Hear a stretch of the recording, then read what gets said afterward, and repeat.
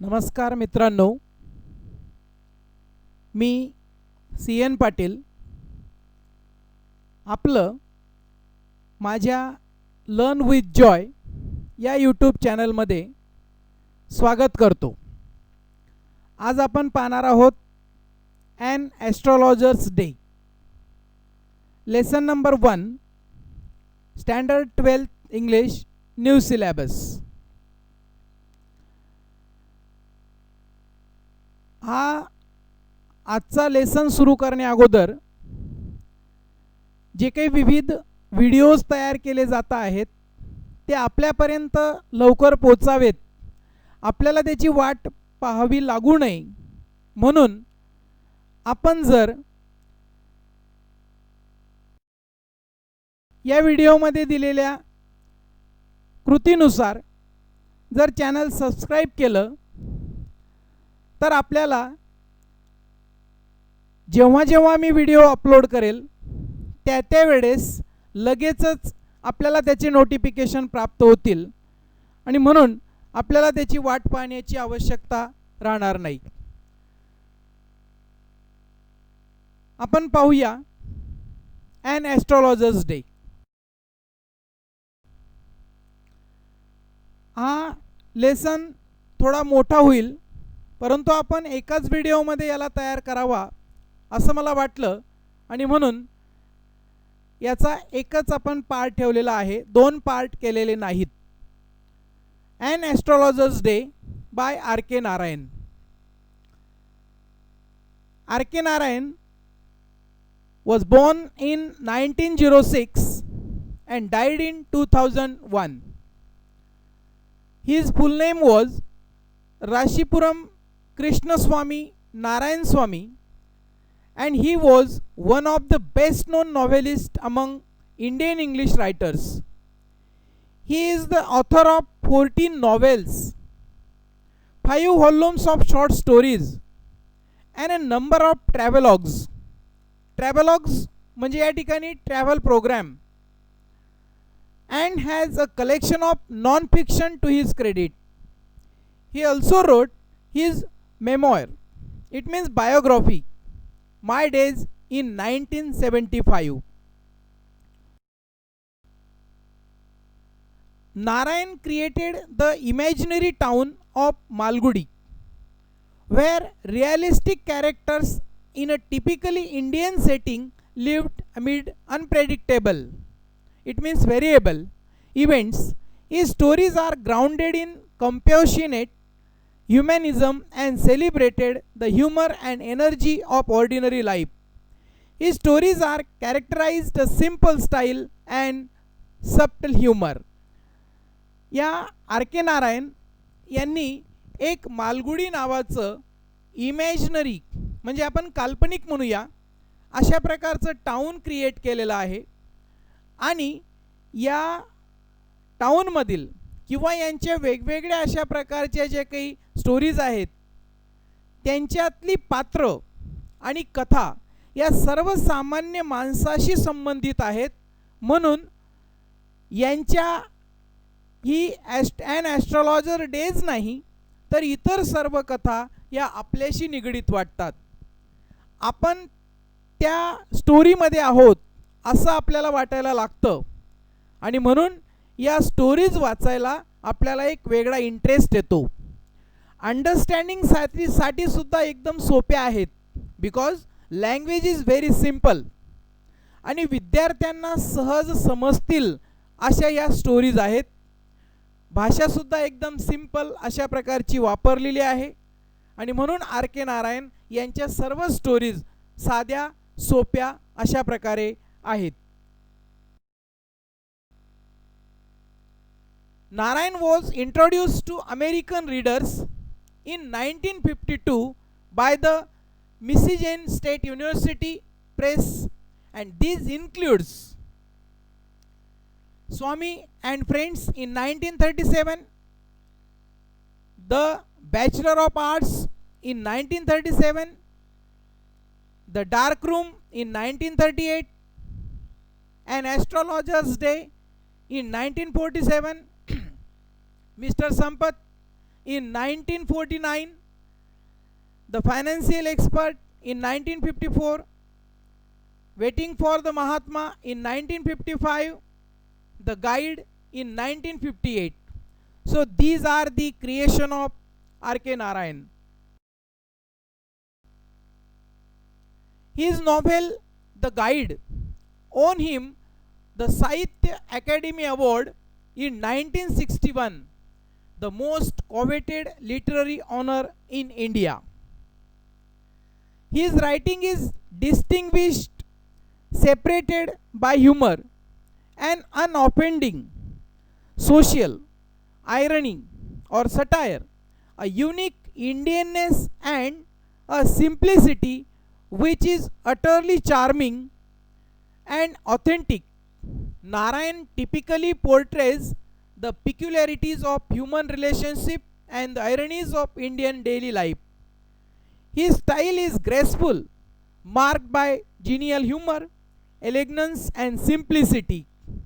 That's why every reader wants to read Narayan's writing again and again, because his writing is very simple, and his writing, we think that his writing is very near to us. Now we will start the actual story. The Astrologers and Astrologers Day by R.K. Narayan. Punctually at midday, he opened his bag and spread out his professional equipment, which consists of a dozen of cowrie cells, a square piece of cloth with obscure mystic charts on it, a notebook and a bundle of Palmyra writing.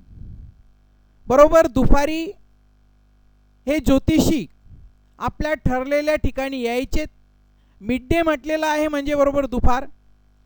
त्यांची bag उघडून जे जे साहित्य ज्योतिषीकडे असतं, आपल्याला स्क्रीनवर दिसतं आहे, ते सगळं साहित्य म्हणजे इतरांचं भविष्य सांगायला लागणारं साहित्य, जसं त्या कौरी सेल्स म्हणजे कवळी, त्याच्यानंतर तो चार्ट असतो जो आपल्याला अजिबात समजत नाही, तो एका कपड्यावर उघडून ते बसायचे आणि गिराईक केव्हा येईल, कुणीतरी आपल्या जवळ येऊन त्यांचं भविष्य केव्हा ते जाणून घेतील याची वाट ते पाहत बसायचे.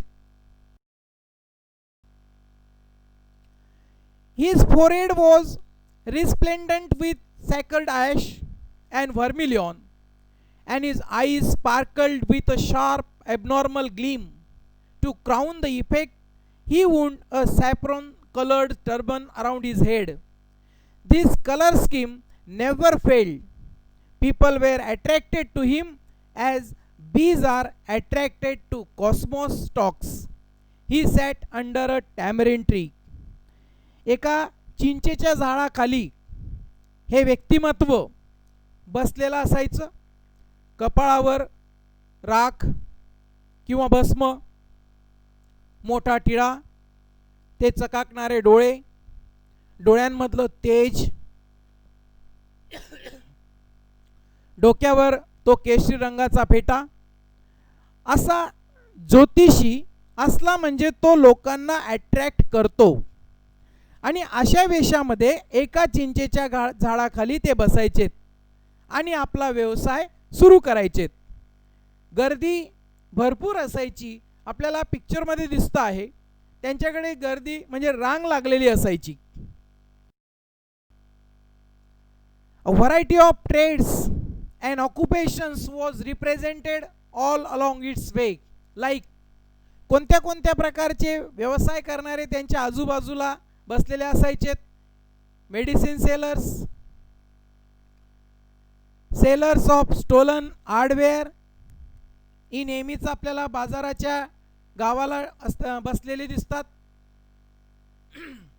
मॅजिशियन्स, जादूचे खेळ दाखवणारे असतात. Auction of cheap clothes, vendor of groundnut. आणि तो व्यक्ती, ग्राउंडनट विकणारा व्यक्ती, त्याचे ग्राउंडनट्स याचे शेंगदाणे विकले जावेत म्हणून शेंगदाणे घ्या असं कधी म्हणायचं नाही. तो त्यांना वेगवेगळी नावं द्यायचा.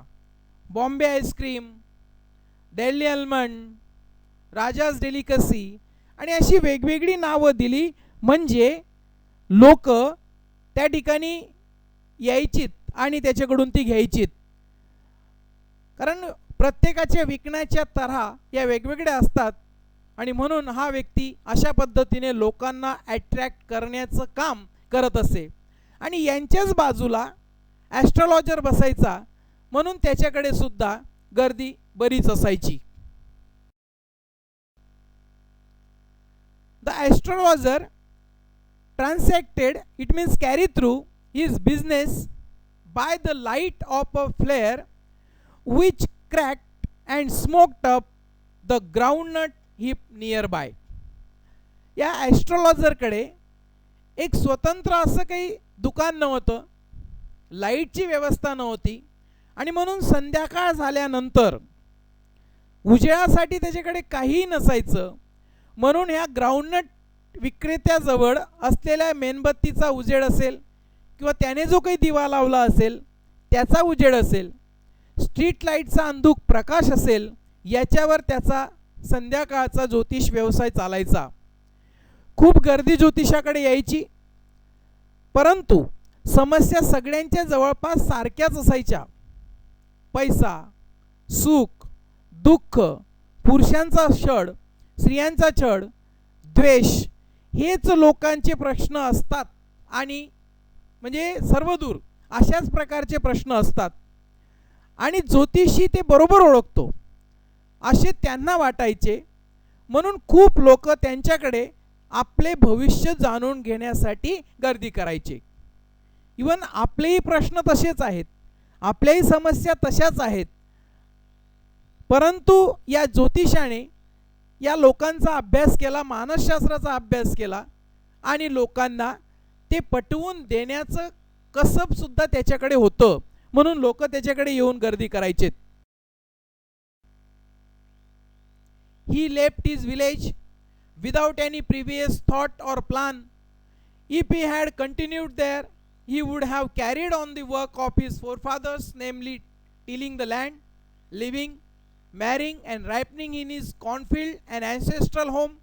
He had to leave home without telling anyone, and he could not rest till he left it behind a couple of 100 miles.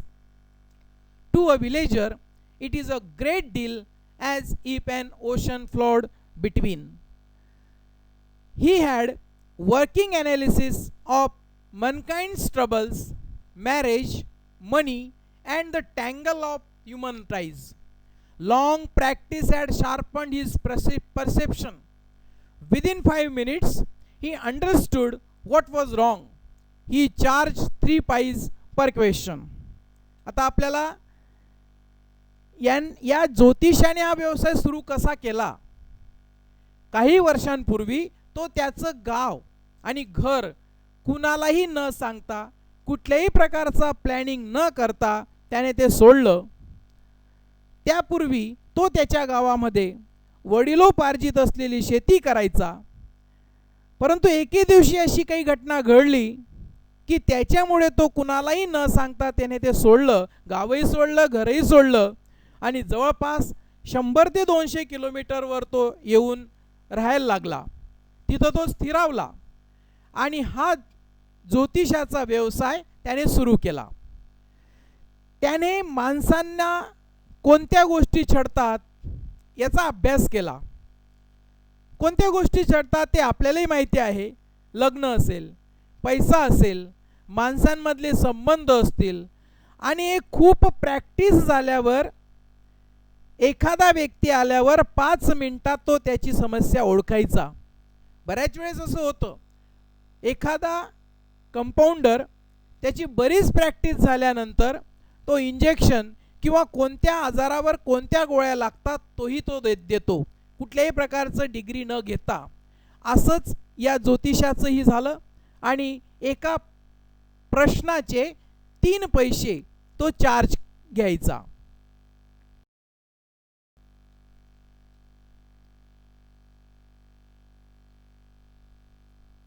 त्याने सांगितलं होतं की 3 पैसे त्याचे चार्ज होते. आणि एकदा काय झालं की असाच एक व्यक्ती त्याचा मित्राला घेऊन या ज्योतिषाकडे आला. त्याला समस्या होती, परंतु त्या दिवशी मात्र ज्योतिषाने त्याच्याकडे कटाक्ष टाकल्यानंतर त्याने ओळखलं की हा व्यक्ती त्याला ओळखीचा वाटत होता. संध्याकाळी हा एक व्यक्ती त्याच्या मित्राला घेऊन तिथं ज्योतिषाकडे आला. सुरुवातीला ज्योतिषाने त्याला पाहिल्यावर टाळण्याचा प्रयत्न केलेला आहे, कारण आता त्याची घरी जाण्याची वेळ सुद्धा झाली होती असं त्याने त्याला सांगितलं. आणि तो ज्योतिषी त्या माणसांना टाळू पाहत होता. त्यांच्यात थोडासा वाद झाला आणि तो व्यक्ती म्हणाला, तुम्ही स्वतःला ज्योतिषी म्हणता ना, you call yourself an astrologer, then solve my problem. मग माझा प्रॉब्लेम सांगा आणि तो सॉल्व करा. ज्योतिषी म्हटला की मी एका पैशाचे 3 पैसे घेईल, I charge only 3 Pius per question. तरीही ज्योतिषाने त्यांचे पैसे परत करत म्हटले की मला आज वेळ झालेला आहे, मी या ठिकाणी थांबू शकत नाही, हे तुमचे पैसे घ्या आणि आपण उद्या बोलू. तो व्यक्ती म्हटला, challenge is challenge, go on. आणि असं म्हणून त्या व्यक्तीने त्याला ज्योतिषाला थांबवलं. ज्योतिषी पर्याय नव्हता, ज्योतिषी थांबला. सुरुवात केली त्याने आणि म्हटला, जर समजा मी माझे उत्तर बरोबर दिलं, तुम्हाला जर ते समाधानकारक वाटलं तर मला 5 रुपये देशील का? If you find my answer satisfactory will you give me 5 rupees.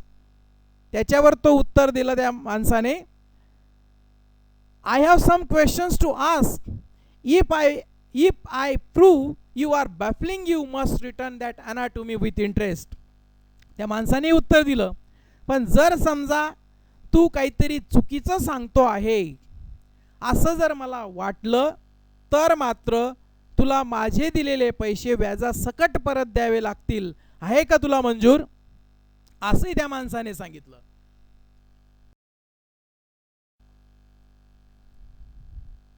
त्याच्यावर ज्योतिषी म्हटला ओके. मग त्याने सांगायला सुरुवात केलं काय झालं त्याचं भविष्य. Okay, a knife has pass through you once and then you pushed into the well nearby into the field. You were left for dead. See, then he asked, when shall I get at him? Astrologer replied, in the next world. He died 4 months ago in a far off town. You will never see any more of him. ज्योतिषाने सांगितलं त्याचं भविष्य की एकदा तुला कोणीतरी मारण्याचा प्रयत्न केला आणि जवळच असलेल्या विहिरीत तुला फेकून सुद्धा दिलं. त्या माणसाला आता आश्चर्य वाटलं की एवढं परफेक्ट हा ज्योतिषी कसं सांगू शकतो. तो व्यक्ती ज्योतिषावर मोहित झाला आणि ज्योतिषाने मग त्याला विचारलं, पुढे काय झालं सांग मला. मोहित झाल्यानंतर त्या व्यक्तीने सगळं काही सांगून टाकलं, पुढे काय झालं. त्या माणसाला विहिरीत फेकून दिलं होतं, त्याचा तो शोध घेत होता. तेव्हा त्या माणसाने विचारलं की मी त्याला केव्हा शोधेन. तेव्हा तो ज्योतिषी म्हणाला की पुढच्या जन्मी, इन द नेक्स्ट वर्ल्ड. कारण का की तो 4 महिन्यापूर्वी वारला होता की ज्याला तो व्यक्ती शोधत होता आणि म्हणून तो तुला भेटू शकत नाही.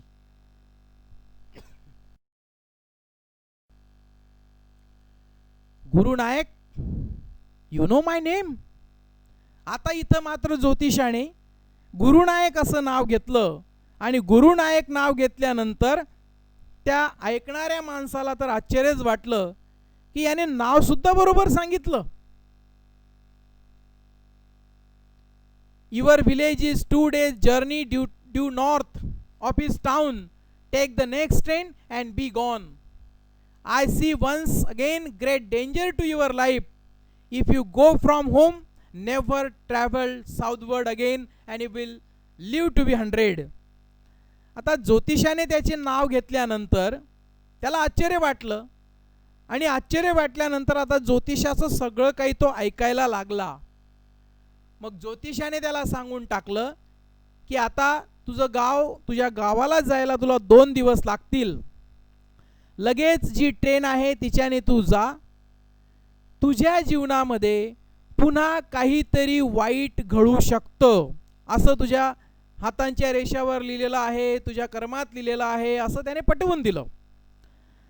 आणि त्याला त्याच्या गावाला जायला सांगितलं.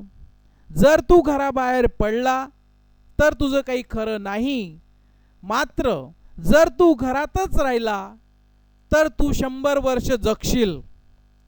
हे ऐकल्यावर गुरुनायक म्हटला की आता घराबाहेर जाण्याचा प्रश्नच नाही. Why should I leave home again, he was escape from my hand. तो व्यक्ती माझ्या हातातून वाचलेला आहे. त्याला मी मारण्यासाठीच आलो होतो, परंतु तो मला सापडला नाही, तो अगोदरच मेलेला आहे असं त्या ज्योतिषाने त्याला पटवून दिलं.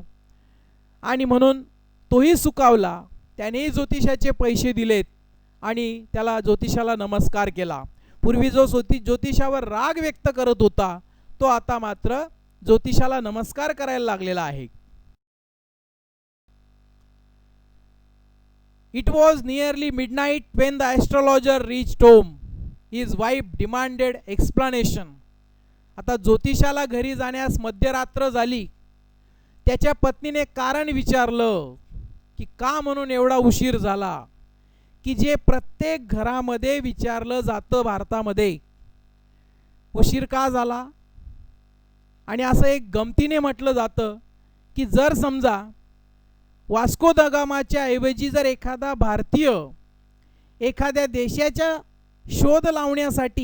शोधण्यासाठी निघाला असता तर कुठे चाललात, केव्हा परत येणार आहेत, काय काम आहे, तुमच्यासोबत कोण कोण आहे, अशा प्रकारचे अनेक प्रश्न विचारले जातात. एक गंमत म्हणून ठीक आहे, परंतु प्रत्येक पत्नीला तिच्या पतीची काळजी असते म्हणून देखील ती विचारत असेल. आणि असंच या ठिकाणी या ज्योतिषाच्या पत्नीने विचारलं की एवढी मध्यरात्र झाली का, उशीर का झालात? आणि आता उशीर झाल्याचं कारण मात्र ज्योतिषाने सांगायला सुरुवात केली. तो गुरुनायक कोण होता ते त्याने सांगायला सुरुवात केली. रिअल स्टोरी काय होती, म्हणजे हा ज्योतिषी खरोखरचा ज्योतिषी नाही, ते त्याने सांगायला सुरुवात केली. ती स्टोरी अशी होती की एकदा त्या जमीनदाराच्या शेतामध्ये हा ज्योतिष म्हटला गेलेला आत्ताचा तो काम करायचा. आणि असंच काम करताना तो जमीनदार तेथे आला आणि काहीतरी या माणसाला म्हटला, म्हणजे जो आता ज्योतिषी दिसतो आहे तो अगोदर त्याच्या शेतात काम करत होता. त्यांचं भांडण झालं. त्याने रात्री त्याच्या घरी बोलावलेलं होतं त्याला.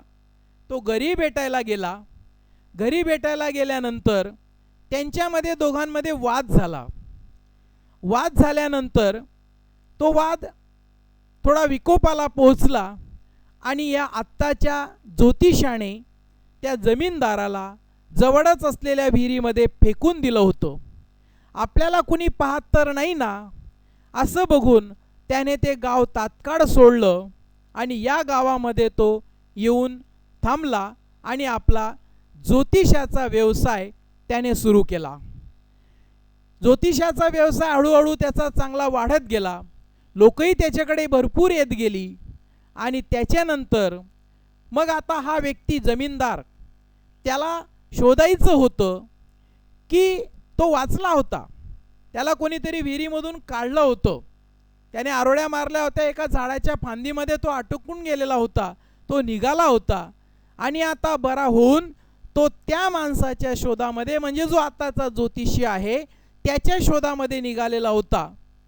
आता तो तिथून त्याच्या गावाहून निघाला गुरुनायक आणि तो या गावामध्ये येऊन पोचला. त्याला कुठेतरी सुगावा लागला होता की हा व्यक्ती या गावामध्ये आलेला आहे. त्याच्या मित्राने त्याला तिथं बोलावून घेतलेलं होतं. आता ते ज्योतिषाकडे चालले होते. ज्योतिषाला सुरुवातीला बघून हा जो गुरुनायक आहे त्याचा विश्वासच बसत नव्हता ज्योतिषावर, आणि विश्वास बसत नसल्यामुळे तो थोडासा रूडली उद्धटपणे ज्योतिषाशी बोलत होता. आणि आपल्याला याच्या पुढची स्टोरी माहिती आहे की ते बसलेत, त्याच्यानंतर सगळं काही खरं खरं त्याने सांगून टाकलं, कारण तो व्यक्ती हा ज्योतिषीच होता की ज्याने या गुरुनायकला विहिरीमध्ये फेकलेलं होतं, आणि म्हणून ती सगळी घटना त्याला माहिती होती, परंतु तो त्याच्या पेहराव्यावरून आता ओळखला जात नव्हता. सगळं काही त्या गुरुनायकला त्याने सांगितलं. शेवटी त्याने नमस्कार केला आणि त्याच्या गावाला तो निघून गेला. ही सगळी स्टोरी या ज्योतिषाने त्याच्या पत्नीला सांगितली.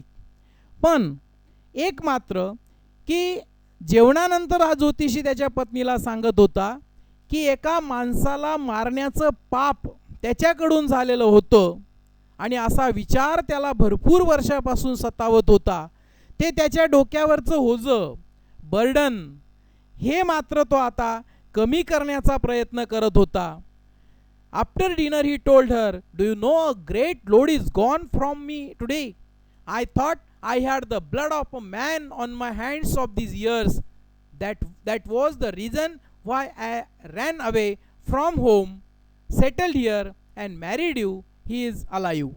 म्हणजे त्याने त्याच्या पत्नीला आता खरं सांगून टाकलं की एवढ्या दिवसापासून त्याचं मन जे त्याला खात होतं की त्याने एका माणसाचा मर्डर केला होता, परंतु तो मर्डर नव्हता, तर तो व्यक्ती जिवंत होता आणि त्याच्याकडून ते अनावधानाने झालेलं होतं.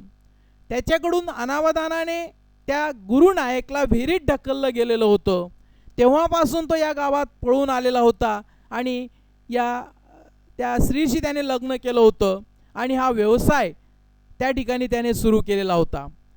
आता मात्र तो व्यक्ती जिवंत आहे असं त्याला दिसलं, वाटलं, आणि म्हणून त्याचं जे काही ओझं आहे ते हलकं हलकं झालेलं होतं. म्हणजे त्याच्याकडून कोणत्याही माणसाला मारलं गेलेलं नाही, एक खून त्याच्याकडून झाला नाही असं त्या ठिकाणी त्याला आता स्पष्ट झालेलं होतं, आणि म्हणून हलकं हलकं वाटत होतं, आणि म्हणून तो समाधानी सुद्धा आता दिसत होता. त्याच्या डोक्यावरचं जे काही बर्डन होतं एका माणसाला मारण्याचं ते आता निघून गेलेलं होतं. मित्रांनो, मला आशा आहे की तुम्हाला ही स्टोरी पूर्णपणे समजलेली असेल. पुन्हा पुढच्या व्हिडिओमध्ये आपण भेटणारच आहोत. तत्पूर्वी चॅनलला सबस्क्राईब करायला विसरू नका. पर्सनलाइजवर क्लिक करा, बेल आयकॉनला क्लिक करा, म्हणजे पुढचे व्हिडिओज तुम्हाला पटापट मिळतील. Thank you for watching my video. Thank you.